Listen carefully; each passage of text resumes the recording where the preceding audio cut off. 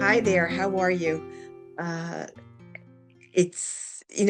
things these days, I think we think a lot about thinking a lot and praying for the Holy Father, Pope Francis, and I think certainly to encourage our younger people to pray for him as he deals with this illness and hope to God he has a recovery.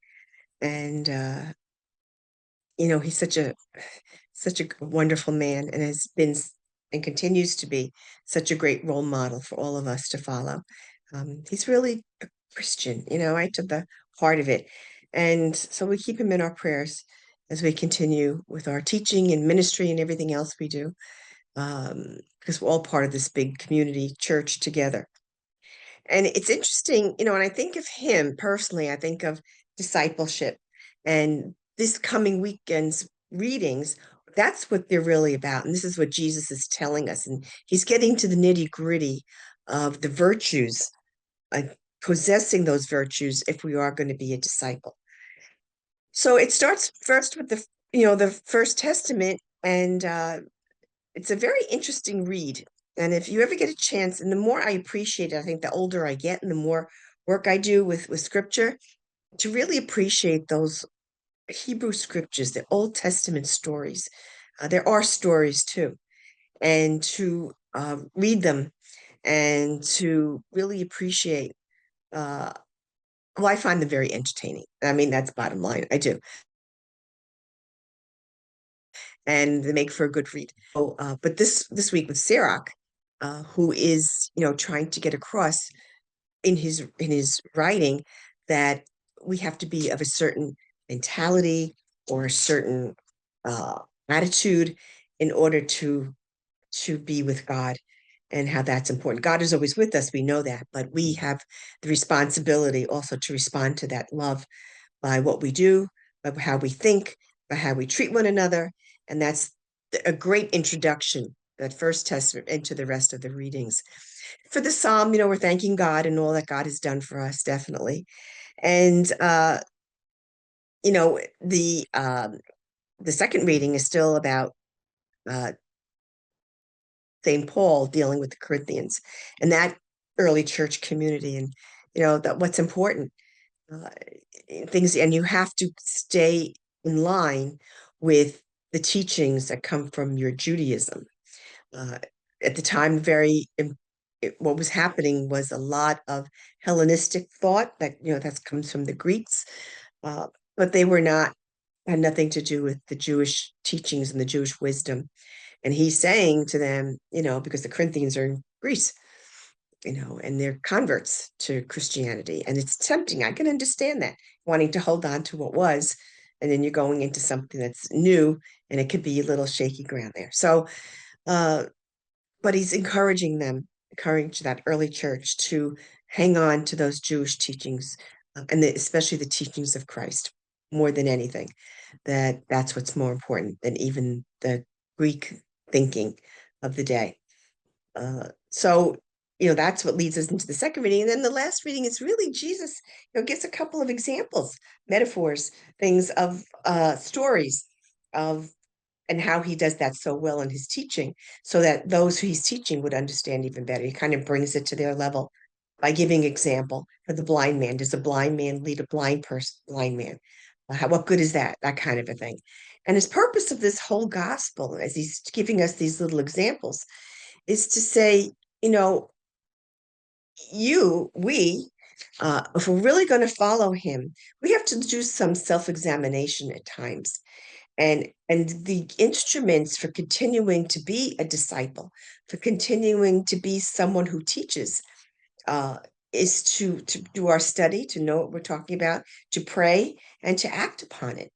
Those are the three parts of being a disciple of Christ. So, and especially in this ministry that we do, the catechetical ministry, certainly we should know things. We don't know everything, but not only should we, if we don't know everything, we should learn them. And as I say to adults when I teach adults, you may have heard this all when you were a child, but now it's time for you to relearn it as an adult, the lens of an adult, because life has happened, you've experienced more, and now you can start thinking as a grown up in terms of what the teachings are. So we certainly have to know them. We have to pray. We need to be prayers, and we need to teach those who are entrusted in us for their education, their faith education, is to certainly learn how to pray. And what does that mean? And how does that develop? And then finally, action. That, St. James said, all works are dead unless we act upon them. You could think about them, but we need to show. It's interesting because one of the things when we did in my parish, when we did the synod listening sessions, one of the things that came from young families, what they wanted to do the most with their children was to have opportunities to serve others, whether it was serving the poor, whether it was going to a soup kitchen, whatever that was. And that's a catechetical experience as well. How do we learn from where's God in all of this? Where's Jesus in the poor? There's so much that can be done with just that. So we have to act on it as well. And this is what Jesus is telling us. He's telling us through this gospel that we have to self-examine ourselves, but also that we need one another to kind of keep us going, to kind of keep us not on track, but we learn from one another. And I've always said this, we also learn from the young people we teach.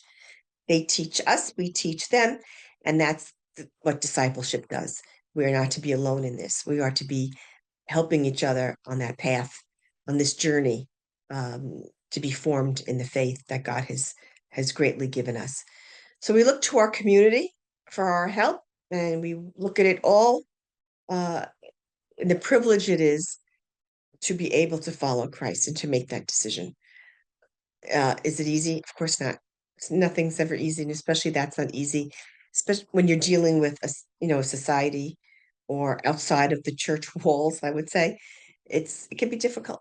Okay, it can be difficult. So we have to keep reminding and reining each other in, and to remind ourselves that we need to continue with our study and our prayer and our action.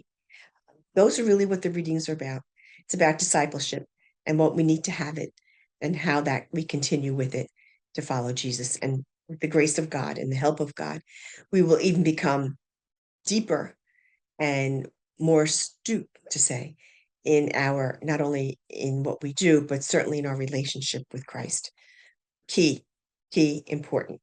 So, because then what are we doing this for?